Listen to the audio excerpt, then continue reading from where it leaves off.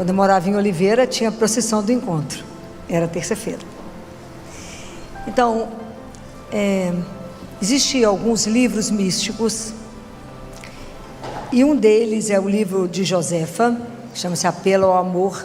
Josefa era uma freira, e que a função dela no mosteiro era só lavar e passar as roupas. Simplesinha. E Jesus conversava com ela, igual nós estamos conversando aqui agora. Ela andava de repente na frente de Jesus, ela achava que Jesus tinha sumido. Quando ela abria o quarto dela, ele estava sentadinho lá dentro. Eu ia morrer durinha. E ele falava com ela: senta aí, Josefa, escreve. E ele fala para ela sobre a Semana Santa. Então, eu fiz questão de montar um texto, porque as coisas que ele falou, eu tive medo de errar as palavras. E é tão preciosas as palavras dele, que eu acho que a gente precisa meditá-las, entender algumas coisas que ele colocou, para que a gente possa guardar. Esse capítulo dele no Calvário, a frase que ele começa é: a alma que ama verdadeiramente não calcula o que faz, não pesa o que sofre. Essa é a frase dele. A alma que ama verdadeiramente. Quando você ama de verdade, você vai calcular o que você está fazendo pelo outro que você ama? Nunca. Você não calcula o que você faz, e você nem pesa o que sofre. Você fala: gente, como é que você está dando conta disso? A mãe não percebe o quanto ela se deu pelo filho, ou por alguém que você ama, que você cuida o tempo inteiro. Você que já esteve diante de alguma situação dessa, você já calculou o que você fez? Ou já pesou? Nunca. Não pesa de jeito nenhum. Essa frase é dele. É maravilhosa, não é? Você vai a gente guardar. Eu fiquei tão encantada que eu falei: eu tenho que levar por escrito, porque a chance de eu errar é 100%, né? Então, a alma que ama verdadeiramente, foi o que ele fez por nós. Você acha que ele calculou o que ele fez? Que ele pesou o que ele sofreu? Não. Fez por nós. Então, Santo Agostinho fala assim: eu vacilava e tu me guiaste. Eu vagueava pelo largo caminho do mundo. É o que a gente vive fazendo. E tu não me abandonaste. Jesus não perde nenhum de nós. Mesmo que a gente esteja aqui perdido no mundo, e tu não me abandonaste. Jesus caminha no Calvário carregando a cruz por nós, que vivemos vacilando. Qual é a nossa grande dificuldade com Deus? Permanecer. Um dia a gente crê que acha que vai morrer tanto rezar. Pô, passa um tempo, já rezei demais. A gente não consegue permanecer. Então a gente vive de ondas, né? A nossa fé precisa ser madura. Ela não pode ser balançada se aqui tem um vento. E se ali me chamou que tem alguma coisa mais bonita, eu tenho que me manter. Então por isso que Santo Agostinho fala isso, né? Eu que vivia vacilando, mas ele nunca me abandonou. Então eu quero começar colocando aqui uma pergunta, antes da gente meditar o encontro, antes da gente colocar aqui a imagem do encontro de Nossa Senhora com Jesus. Eu quero colocar uma coisa para que a gente possa pensar a partir de agora. Nós estamos vivendo a Semana Santa desde domingo. Eu quero que vocês pensem nisso aqui que eu vou deixar para vocês. Cada passo dado durante essa semana é mais um passo que eu vou dar nessa unidade dos dois corações. Qual é esses corações? O meu e o de Jesus, ok? Então a partir de agora eu estou dando um passo. Cada passo que eu der, eu estou aumentando a minha união, eu e ele, ok? O meu coração, o nosso coração é carregado com os nossos pecados, enquanto o coração de Jesus transborda de amor por cada um de nós. Gente, o dia que a gente entender esse amor, nós vamos ser insuportáveis. Já falei isso com vocês mais de uma vez. O coração dele, imagina, nós dois estamos caminhando junto, eu com o coração carregado de pecado e ele transbordando de amor. Vamos subir com ele, vamos percorrer com ele o caminho do Calvário, porque Ele não disse não ao Pai em razão da nossa salvação. Ele não mediu esforço, Ele não contou o que Ele ia gastar, Ele não pesou o que Ele ia sofrer, ok? Ele não disse não. Mas aqui, e por Ele, até onde cada um de nós está disposto a segui-lo com o nosso sim? O sim dele por nós foi incondicional. Até onde nós estamos dispostos a segui-lo? É para a gente pensar nisso, sabe? Porque a gente precisa subir com Jesus e permanecer. Por quê? Porque Jesus só tem um único desejo, gente. Isso é o que ele fala tanto para Josefa, do tanto que ele sofre com cada alma que ele perde. Porque ele fala: porque vocês foram feitos para mim, só eu sou a razão da felicidade de vocês. E ele fala: porque eu desejo, olha qual o único desejo de Jesus, permanecer em cada um de nós incessantemente, aqui e na eternidade. Mas ele depende do nosso querer, ok? Então, nesse caminho do Calvário, antes de eu começar a falar de Maria com ele, eu quero comentar com vocês duas coisas. Jesus caiu quantas vezes no caminho do Calvário?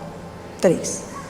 E aí eu achei uma coisa extraordinária, porque Jesus caiu a partir, quando ele caiu a primeira vez, ele fala com a Josefa: quando eu caí, eles arrumaram o sirineu lá para mim, porque na verdade não é que eles queriam me poupar, não, eles queriam que eu desse conta de chegar até na ponta do Calvário, até lá, porque eles queriam judiar mais de mim. Ele fala isso. Mas Jesus conta uma coisa que eu nunca tinha escutado, por isso que eu quis trazer para vocês. Ele fala assim, que ele caiu porque o povo apertava ele tanto que ele não conseguia andar, e ele estava extenuado de cansaço. Então ele falou: cada queda de Jesus, ele obteve alguma coisa para nós. Alguém de vocês já ouviu isso? Eu nunca tinha escutado, mas quem falou foi ele, então por isso que eu trouxe. Ele fala assim: minha primeira queda obterá aos pecadores aferrados no pecado força para se converterem. Porque às vezes a gente acha que não vai dar conta de se libertar de um pecado. A primeira queda dele nos dá a graça para que a gente se liberte dos pecados mais difíceis da gente dar conta. Então nós temos essa graça prometida por ele. A segunda queda é a que nós vamos ver quando ele cai diante de Nossa Senhora, né? Que ela vai até ele. É a segunda queda. E ele fala que é assim: Simeão foi dado para poder carregar a cruz com ele. Mas Simeão, o sirineu, né? Simão Sirineu, quando estava achando que estava muito pesada a cruz, jogava o peso nele, da cruz inteira, por isso que ele caiu. Ele conta os detalhes. A segunda, olha que linda, a segunda queda de Jesus vai encorajar. Ele fala: eu vou encorajar as almas fracas, cegas pela tristeza. Às vezes a gente está com a alma tão triste, igual eu encontrei uma pessoa hoje, numa tristeza com a morte da irmã. Às vezes tem uma tristeza roubando a sua alegria de ser filho de Deus. Jesus não quer que a gente seja cego pela tristeza. Às vezes tem uma dor no seu coração, às vezes tem uma perda de alguma coisa, de alguma situação, e ele fala: cego pela tristeza e inquietação. Às vezes nós estamos inquietos, aflitos para acontecer alguma coisa, e Jesus fala que a gente fica inquieto porque a gente não confia no amor dele, senão a gente ia ser tranquilo. Então ele fala que essas almas que estão fracas não conseguem se erguer. Então a minha segunda queda te põe de pé, olha que lindo, para que vocês possam andar com novo ardor no caminho da virtude, para que a gente possa andar de verdade, com alegria de que temos uma pertença, que a tristeza não pode nos colocar no chão, porque ela não pode ter a última palavra na nossa vida. As dores vão acontecer, o sofrimento vai acontecer, mas ela não é o determinante da nossa vida. A gente passa por tudo isso por causa dele. Olha que lindo isso, eu achei isso uma beleza. A segunda queda vai nos dar coragem, porque apesar da dor, apesar do sofrimento, a gente caminha com novo ardor. O novo ardor é saber ser amado, e saber que nós temos ali um futuro. A morte tem a última palavra de jeito nenhum. A gente chora a morte, mas a gente anda. Eu falava com essa pessoa hoje lá na Santa Casa: anda e chora, mas tem que andar. Não podemos ficar parados, porque a nossa missão não encerrou e vamos estar junto com Ele eternamente. Vai ser uma alegria louca. E a terceira queda. Olha que bonitinho, como é que Jesus cuida de nós até no último minuto. Ele fala: a terceira vai ajudar as almas a se arrependerem na hora suprema da morte. Aqui a turma dura, acredita de jeito nenhum. Não acredito. Vão rezar, fulano, acredito não, meu filho. Vou lá, não vou perder tempo não. Até que a morte pega de jeito. Então ele fala: essa pessoa vai ter essa chance, ajuda as almas a se arrependerem na hora suprema da morte. Então as 3 quedas de Jesus, nós temos 3 grandes graças, que eu nunca podia imaginar quando eu li isso, que encantado. Chorei mais do que tudo quando fui escrever esse texto inteiro aqui, depois vocês vão ver, porque a gente vai lendo um místico, lê outro, vai juntando as coisas, e é tanta coisa linda que ele fala, que a gente não podia perder a oportunidade de ensinar a vocês o que ele falou. Aí agora ele fala com a Josefa assim: Josefa, contempla-me. Ele fala assim, agora presta atenção, Josefa. Ô gente, é uma graça ele com essa Josefa. Ele fala com ela assim: Josefa, sabe o que me atrai em você? A sua miséria. Falei: se a Josefa que te via estava na miséria, imagina nós, meu filho, no pó. Então ele fala com ela: contempla-me, Josefa, no caminho do Calvário, carregando a pesada cruz, corpo ferido, forças esgotadas, humilhado diante da multidão.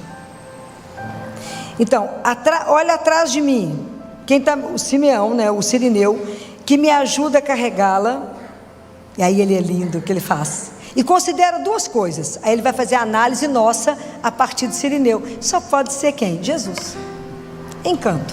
Ele fala: então, primeiramente, Josefa, aquele homem, embora de boa vontade, ele é um mercenário, pois se me acompanha e partilha o peso da minha cruz, é para ganhar a quantia combinada. Nem sabia que eles tinham combinado um dinheirinho. Eu não sabia, né? Então, quando ele se sente cansado, ele deixa pesar mais o fardo da cruz sobre meus ombros, e é por isso que eu caio mais 2 vezes no caminho. Eu achando que ele estava ajudando Jesus a carregar, ajudou a empurrar Jesus. E Jesus fala assim: em segundo lugar, esse homem foi requisitado para me ajudar a carregar uma parte da cruz, mas não toda a minha cruz.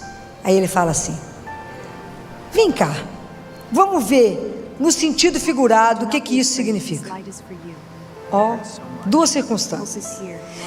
Primeiro, ele fala: assim acontece com muitas almas, somos nós, que caminham depois de mim.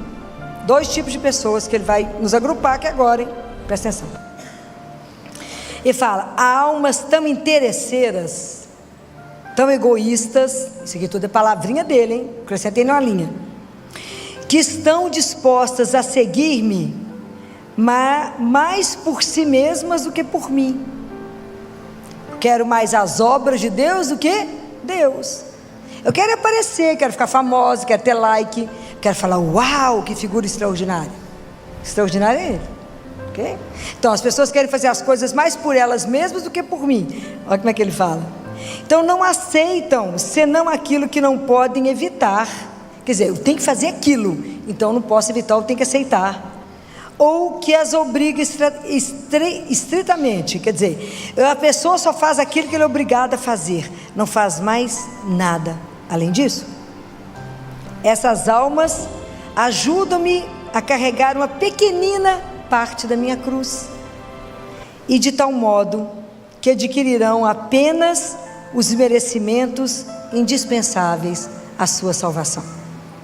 Mas na eternidade, olha o que ele fala: elas verão quão atrasadas elas ficaram no caminho. Compreender? Quão atrasadas. Elas vão conseguir apenas o necessário para que elas se salvam. Lá, quando ela chegar diante de mim e falar: olha o tanto que você ficou atrasada. Por quê? Porque você pensou só em você, não pensou em mim. Ah, mas pelo contrário, ele fala: outras almas há, e numerosas, olha nós aqui. E ele fala: e numerosas, que movidas pelo desejo, até movido pelo desejo da sua salvação, mas muito mais por amor a mim, muito mais porque me amam, aceitam sofrer qualquer coisa por amor a Ele. Então ele fala assim, que nós, né, a turma que consegue fazer isso, ele fala que a gente consegue submeter a vontade dele até onde a gente é capaz. E olha que bonitinho que ele fala isso, que a gente não tem nenhum outro interesse em receber nada, em ganhar nada, senão o próprio amor dele, apenas para a glória dele, é o único fim que a gente deseja. Então ele fala, essas almas não buscam salário, e só procuram meu consolo, meu repouso e minha glória. Então ele fala que, às vezes, esse sofrimento chega sobre a forma de uma doença. Essa cruz chega sob a forma de uma doença, ou sobre um emprego contrário a tudo que você quer e a sua aptidão, ou então ele fala, pode essa cruz tomar aparência de esquecimento ou de oposição da parte das pessoas que te rodeiam. Então ele fala, essas pessoas, quando eu dou tudo contrário a tudo que elas querem, elas conseguem se submeter à minha vontade até onde elas são capazes. Por elas não, por amor a mim. Ele reconhece isso. Isso é lindo. Então são pessoas que seguem e fazem tudo por causa do amor a Ele, pelo fato de reconhecer que Ele nos salvou. Muito bem. Eu queria colocar isso para vocês porque é para a gente poder pensar, né? Por que a gente segue Jesus? A gente segue Jesus por amor a nós mesmos ou por amor a Ele? Tudo que a gente faz, Jesus analisa. Nada que a gente faz, nada, vocês podem ter certeza disso, passa oculto a Ele. O dia que vocês lerem esses livros dos místicos, vocês vão ficar impressionados como é que Ele presta atenção em tudo. Tudo. Ele presta atenção em tudo. Tudo Ele vê, tudo Ele sabe. E tudo Ele vê, Ele reconhece o nosso esforço, a nossa dificuldade, Ele reconhece. Isso é lindo. Eu coloquei tudo isso porque agora é o momento da Semana Santa, é o momento da gente pensar, é o momento da gente se ver no nosso caminho e falar, como eu estou no meu caminho. E agora eu quero analisar com vocês o encontro de Nossa Senhora com Jesus, porque não foi um encontro fácil para ela. Para Nossa Senhora isso, e nem para Ele, foi fácil. Então a gente vê esse encontro silencioso, né? Nossa Senhora diante de Jesus, no caminho da cruz. As palavras não têm palavras registradas, não. Catarina Emmerich diz que escuta ele dizendo mãe, e ela dizendo meu filho. Na verdade a gente não tem esse registro, mas tem um amor ali tão profundo, né? Que o silêncio cala. Eu acho que é justamente por isso que essa cena nos atinge tanto, né? Porque todos nós já vivemos momentos na nossa vida que faltaram as palavras, mas não faltou amor e transbordou dor. Quantas vezes isso aconteceu, não é? E quando Catarina Emmerich fala sobre isso, ela conta que Nossa Senhora estava pálida, tremendo muito, os lábios arroxeados, escorando, e ela fala com João, não sei se eu fico, ou não sei se eu vou, e João fala, fica que ele vai passar, senão você vai se arrepender disso. E que os guardas não tocam nela, mas quando os guardas vê ela chorando tanto, perguntam, quem é ela? Fala, é a mãe do Galileu. E um diz, se tivesse criado ele bem, ele não estava nas nossas mãos. E o outro pega os pregos, balança e diz para ela, olha o que vamos fazer com ele. Então é um momento tão difícil, né? Tão difícil, porque eu acho que nesse momento que ela vê o filho que ela gerou, o filho que ela cuidou quando ela lembra dele que caiu, e vê nele ali que sofria, ela não estava ali por acaso, ela estava ali porque ela optou por estar ali. E nesse momento ela deve ter lembrado da profecia de Simeão, que falou assim, uma espada traspassará a tua alma. A espada não a derrubou, atravessou, mas Maria permaneceu de pé. Zacarias fala que ela permaneceu de pé porque ela já tinha as vestimentas da salvação. Não foi fácil ela permanecer de pé ali. Então, na verdade, o que acontece quando eles se olham? Jesus poderia ter encontrado revolta, desespero e a fuga dela. Mas o que Jesus encontra nela? A fidelidade. E Maria poderia ter encontrado um filho desistindo, um olhar perdido, mas ela encontra um filho que continua. Ele levanta, pega a cruz e segue. Esse encontro não tira a cruz, mas sustenta o caminho. Amar não é sempre resolver. Amar é permanecer.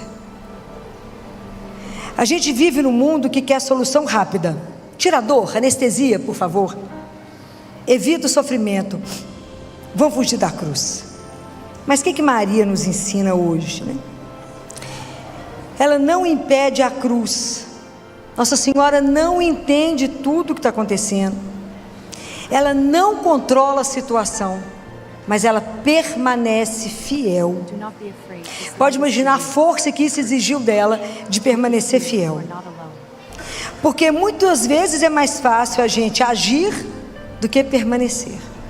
É mais fácil falar do que ficar calado. Imagina quando ela recebe os insultos e ela fica calada. E quando é muito mais fácil fugir, igual ela tentou antes, do que ficar.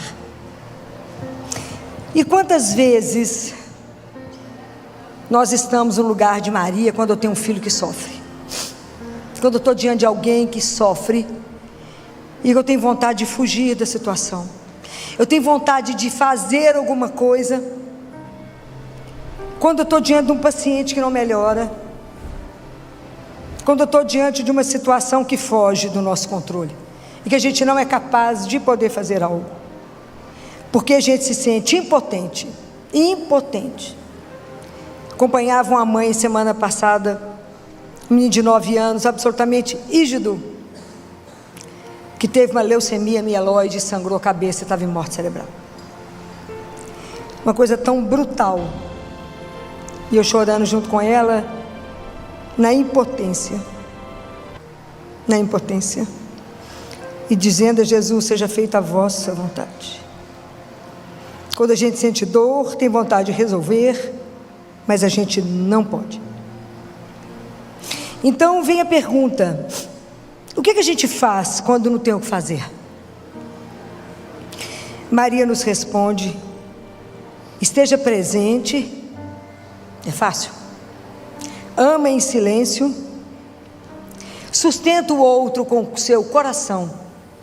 E eu digo para vocês, e com a oração muda tudo. Porque Deus não pode com alguém de joelho. Somente se é uma mãe. Deus não resiste a uma mãe. Então muitas vezes o maior ato de amor não é mudar a situação, é não abandonar, é não fugir, né? Então Jesus olha para Nossa Senhora e ela olha para Ele. Nesse olhar tem força, tem confiança e tem comunhão. Talvez Jesus tenha continuado o caminho porque encontrou ali um olhar que dizia: meu filho, eu estou contigo.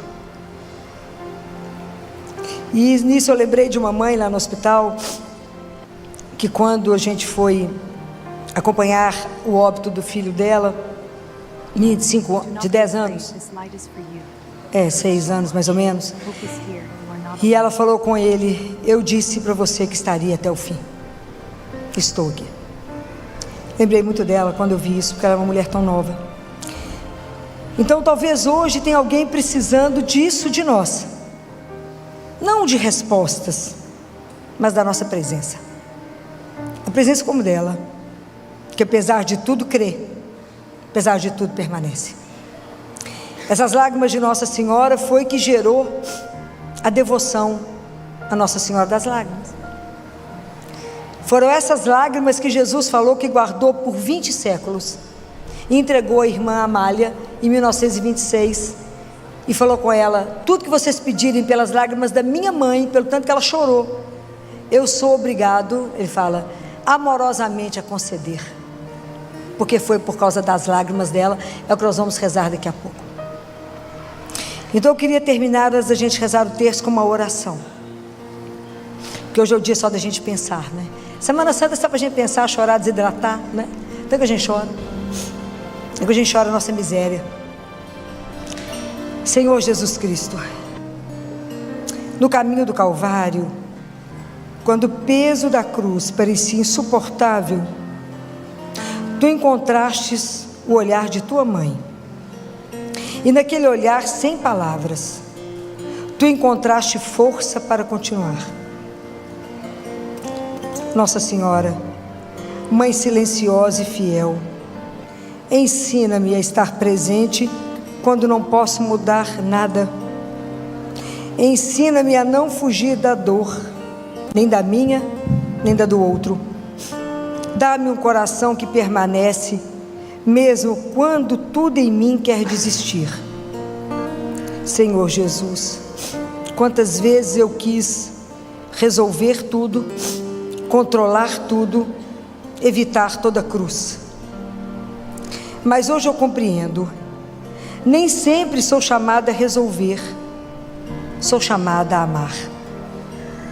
Dá-me, Senhor, a fidelidade de Maria, a coragem do silêncio, a força da presença. Que eu saiba sustentar com o olhar, acolher sem palavras e amar até o fim. E quando eu estiver no meu caminho de cruz, cansada, ferida, sem forças, coloca diante de mim um olhar que me lembre: você não está sozinha. E faze de mim também, Senhor, que seja esse olhar para alguém. Amém. Agora nós vamos rezar o texto de Nossa Senhora das Lágrimas, que Jesus ditou esse terço para a irmã Amália. Como foi ele que montou as frases? É homem, o terço é absolutamente objetivo, que é homem.